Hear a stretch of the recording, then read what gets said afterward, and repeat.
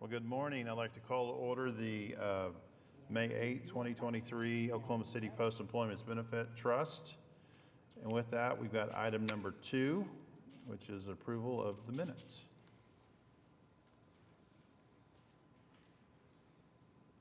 A motion and a second. Please record your vote.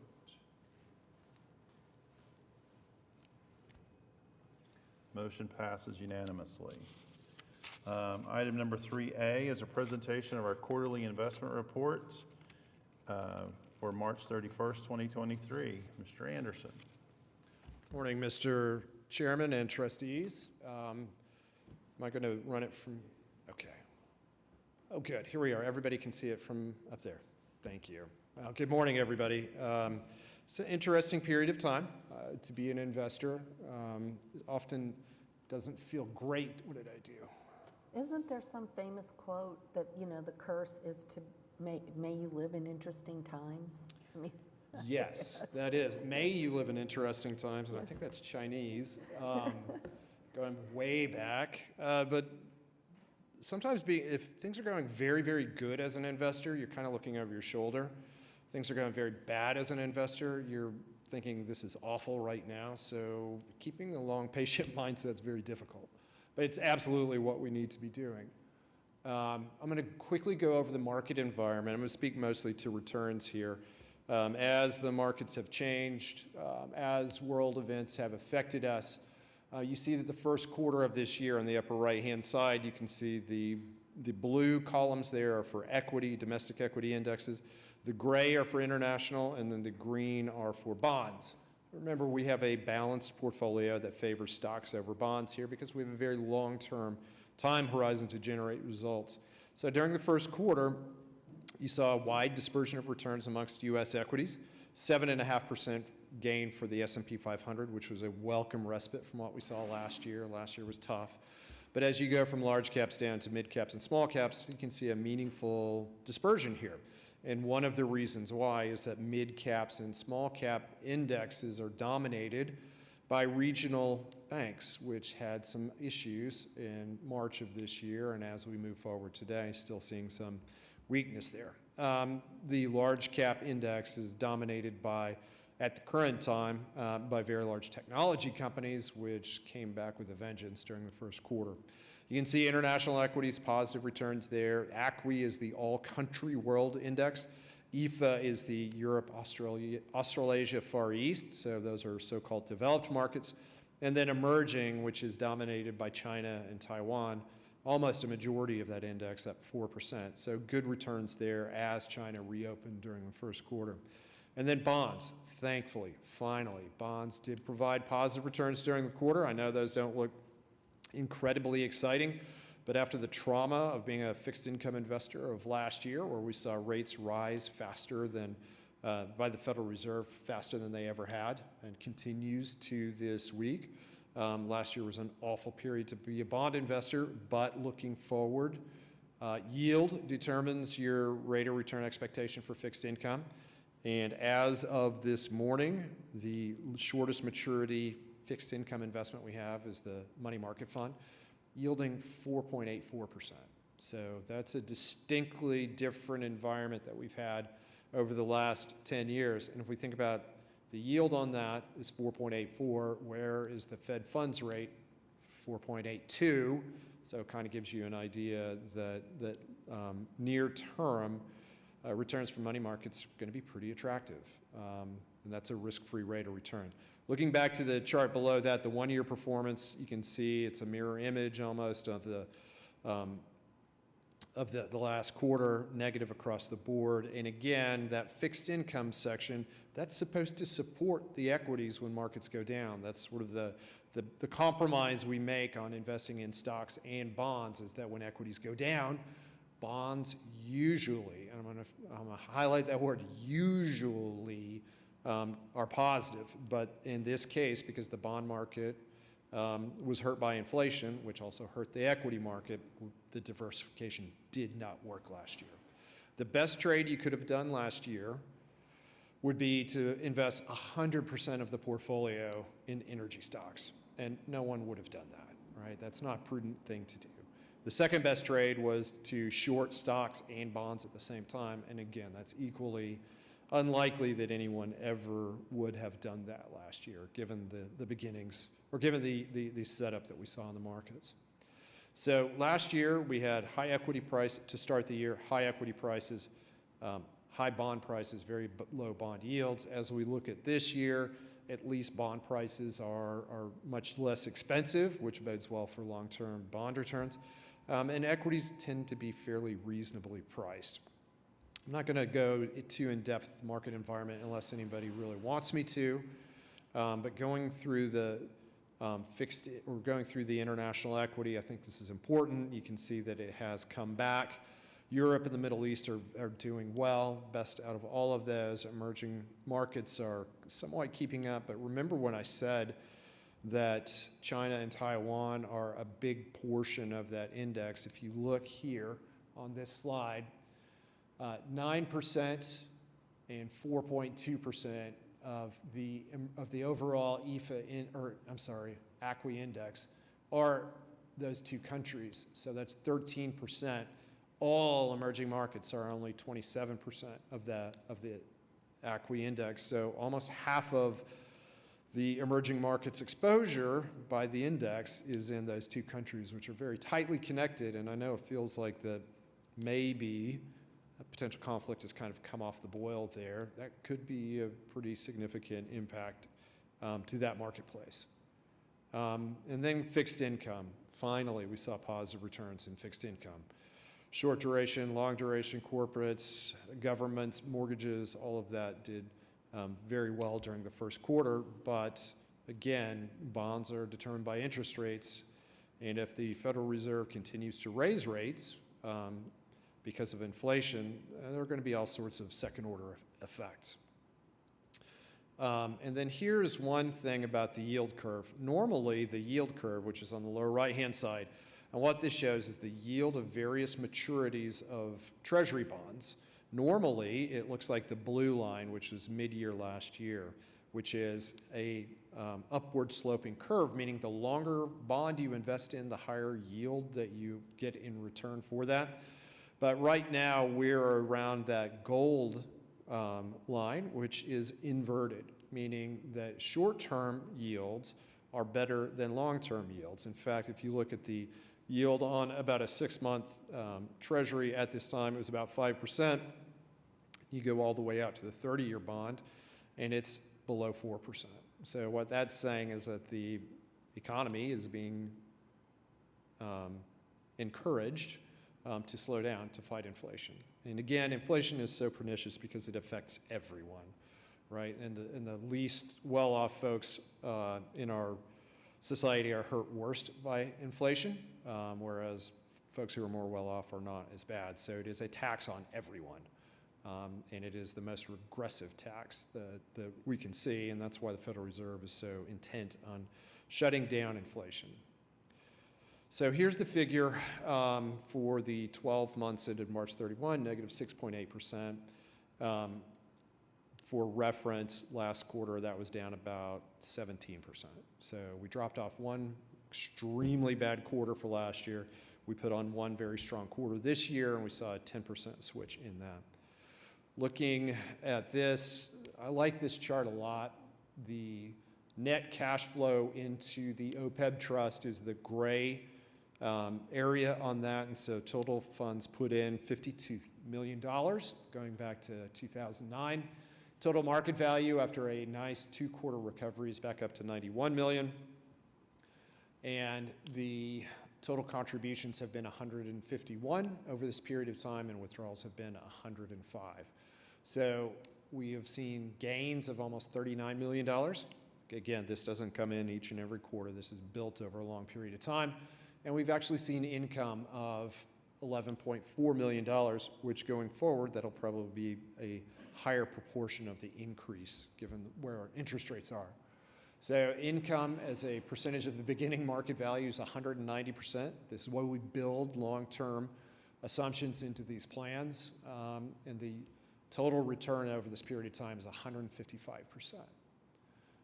Asset allocation, you can see we started with much more fixed income because 2009 was the most perilous and worrying time that I've had in my career, and it's completely understandable to be risk averse at that period of time. However, after we've built in compounded returns, we're able to assume a higher equity exposure, which we have right now.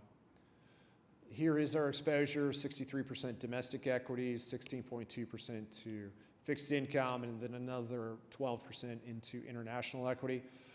So that puts us at about 75-25, and our fixed income exposure is diversified. These are our managers that we have. The largest are our equity. The largest single exposure at $33.4 million is the Fidelity Index Fund. We switched this from Vanguard a couple of years ago because it's less expensive. The second largest is the Causeway International Value, and then we have our small cap, mid cap, and then we get into the fixed income.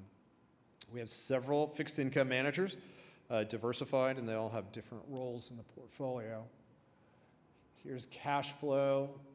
We actually had appreciation of $5.2 million during the first 3 months of this year. And then here's the total return. So the total fund net of fees, 6.4% during the quarter. Total market value at the end of the quarter was $91 million. If we look at the 1-year return, negative 6.76. You notice the number in parentheses just to the right of these figures. That is your peer universe ranking. The peer universe for the total fund are public plans between $50 and $99.9 million. So it's roughly the same size. For the quarter, you had the top return amongst that group of funds. For the last year, you were near the bottom, and that's because of equity exposure. We have more equity exposure than most of them. So when markets are up, we should expect higher returns. That's why we're taking the risk. When markets are down, usually shouldn't be at that bad because of some of the hedging exposures, but we should expect to be suffer worse than a lot of folks out there.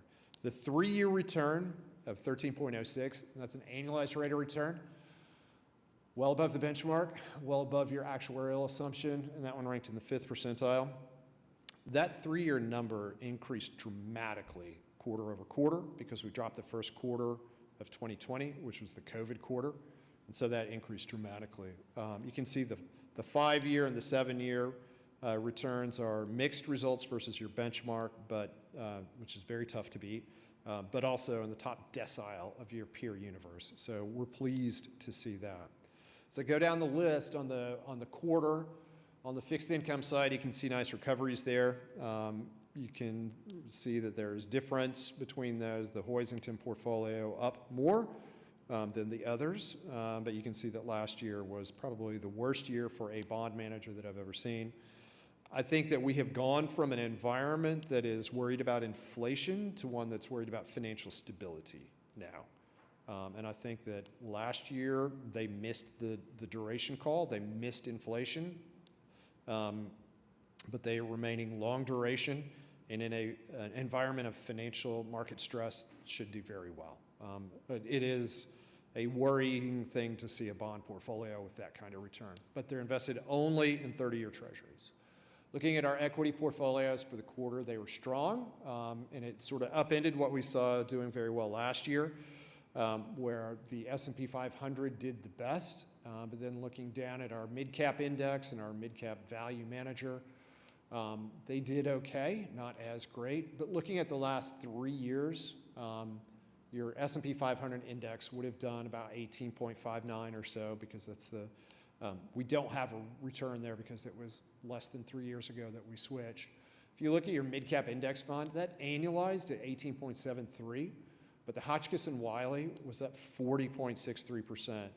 And if you convert that from an average annualized rate of return to a cumulative, it's about 180% return over those last 3 years.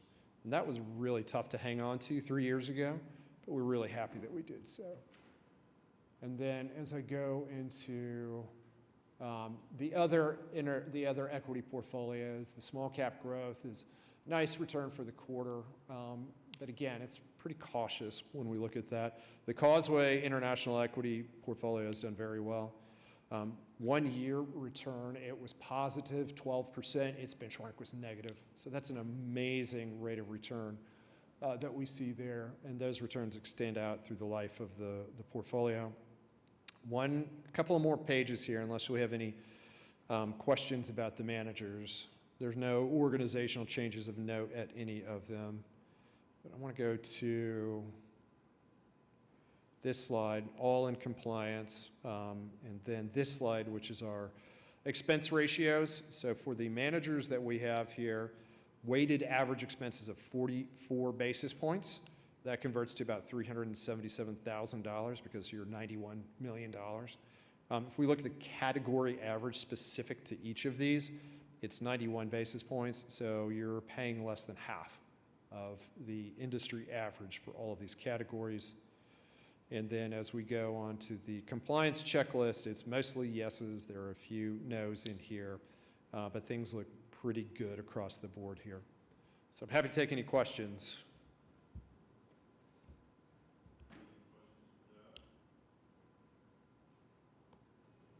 All right, with that, we have the monthly investment reports.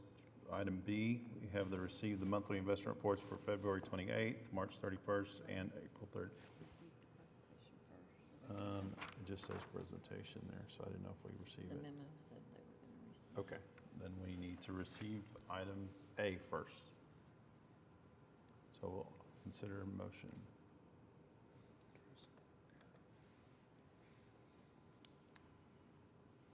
Record your votes.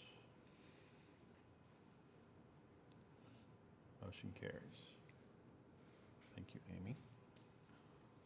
So item B is receive the monthly investment reports for February 28th, March 31st, and April 30th.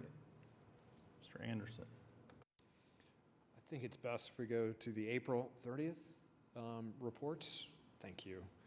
Not a lot happened in April. You can see that the markets were flat to slightly higher depending on where you were in the period. So April, the Russell 1000 was up 1.2%. Russell 2000, again, a lot of banks, regional banks in that index, compared to the 1000 down 1.8%.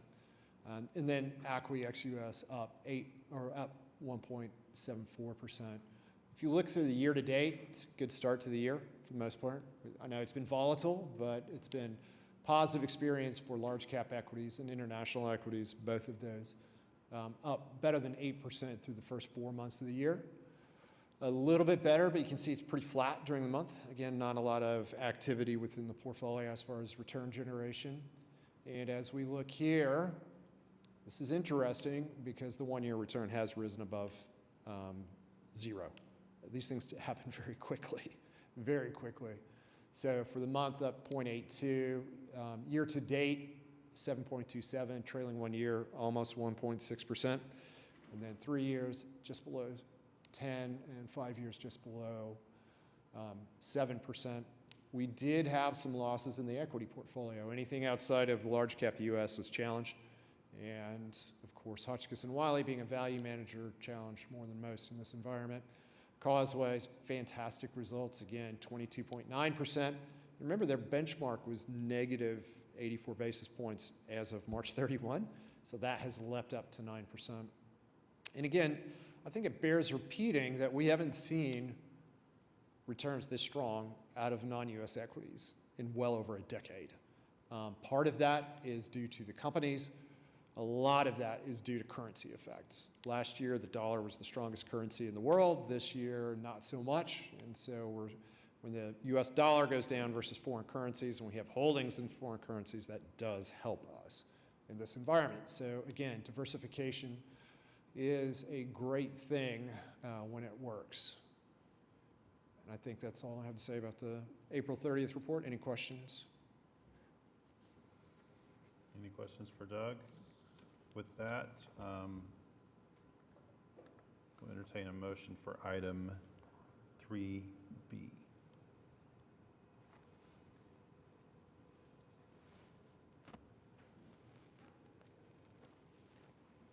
All right, motion passes unanimously. Next, we have, thank you, Doug. Thank you, Mr. Chairman and trustees. Item 3C is approve the fiscal year 2024 annual budget, establishing revenue and expenditure budgets. Letitia Jackson's here with us today from the budget office. Letitia? Good morning. My name is Letitia Jackson. I'm in the Office of Management and Budget, and I will be discussing the FY24 budget. If the total budget is $29.6 million, which is an increase of $360,000 or 1.2% compared to FY23. In reviewing the revenues, the primary increase is related to interest and dividends, which is an increase of $548,000. This increase is offset by a reduction in indemnity retiree contribution of $327,000. There are no changes in the contribution from general fund or COTPA. Now, in reviewing the expenditures, the decreases are primarily related to indemnity premium, which decreased $730,000, and there was an increase in HMO premium of $108,000. These changes are related to enrollment, the shift in enrollments. Now, based on the increases in revenue and the decreases in expenditures, there will be an additional $887,000 added to reserve for future health benefit obligations.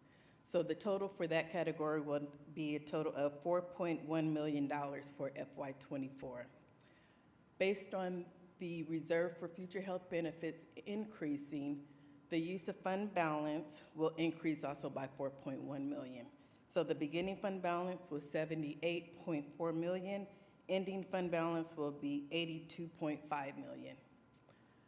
And that is basically in an overview of the FY24 budget, and I would be happy to answer any questions. Any questions for Letitia? Thank you. All right, thank you. I'll consider a motion then. Motion and second, record your votes. Motion passes. All right, item 3D is a renewal of agreement between the Oklahoma City Post-Employment Benefits Trust and BOKF for custody. Mr. Boggs. Yes, good morning. What you have in front of you today is the renewal of the agreement, and this is for custody services with Bank of Oklahoma. Serves as our custodian for our investments. This is year 3 of a 5-year contract under the same terms. It was approved last year. It is based on the percentage of assets that are under management, and so there is a slight increase anticipated for this upcoming year. But I can answer any questions you might have. Any questions? All right, I'll entertain a motion. Motion and second.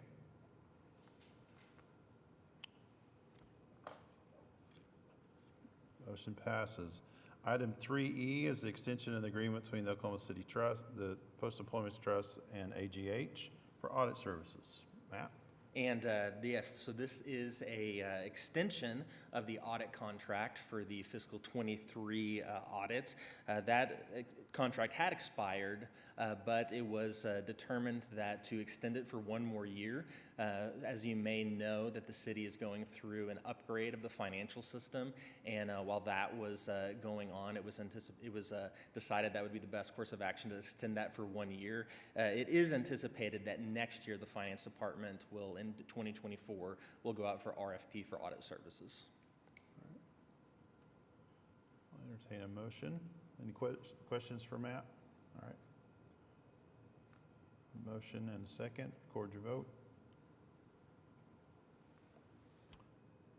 And the motion passes.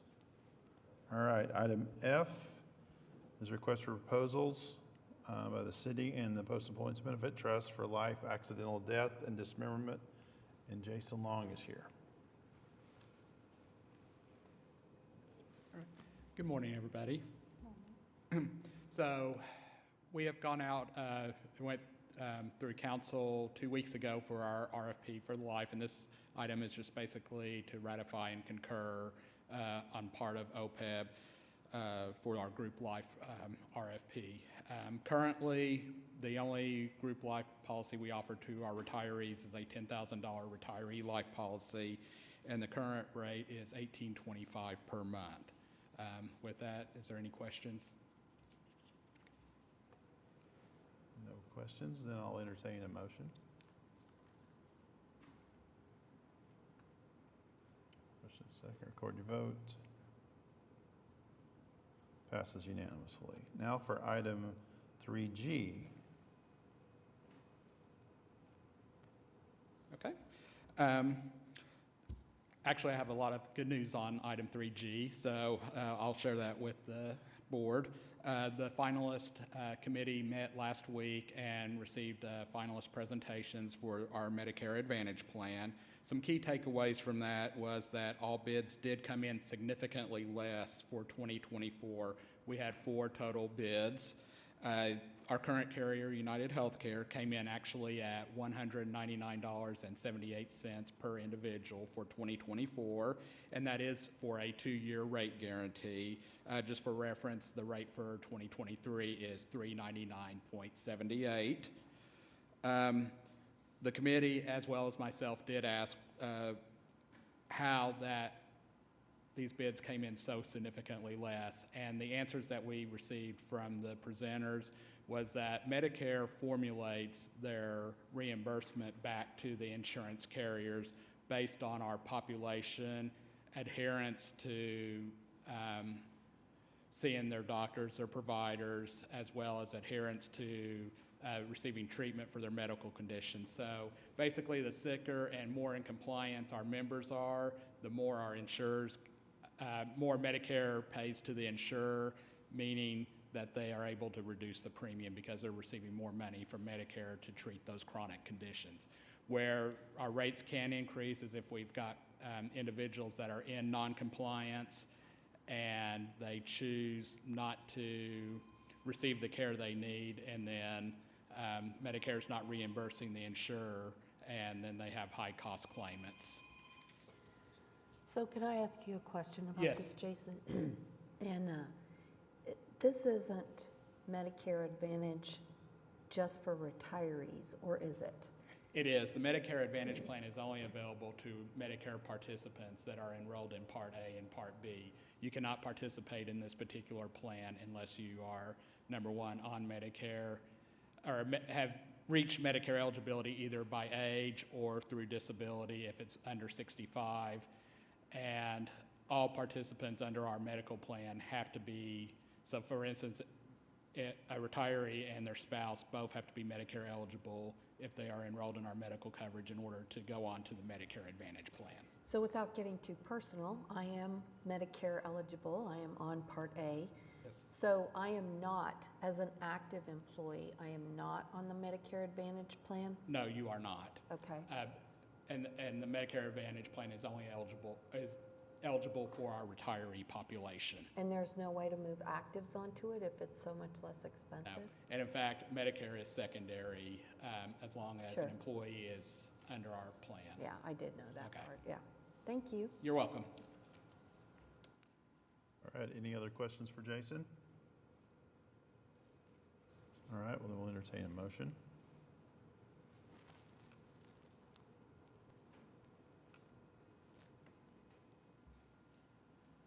Motion passes unanimously.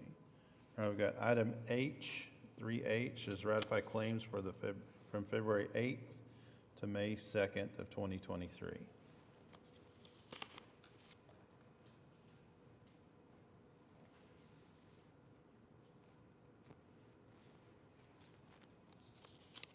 That passes unanimously. Now, item 4, comments from trustees. Comments? Comments from staff? Or is there anybody else who'd like to talk? All right. Hearing none, we are adjourned.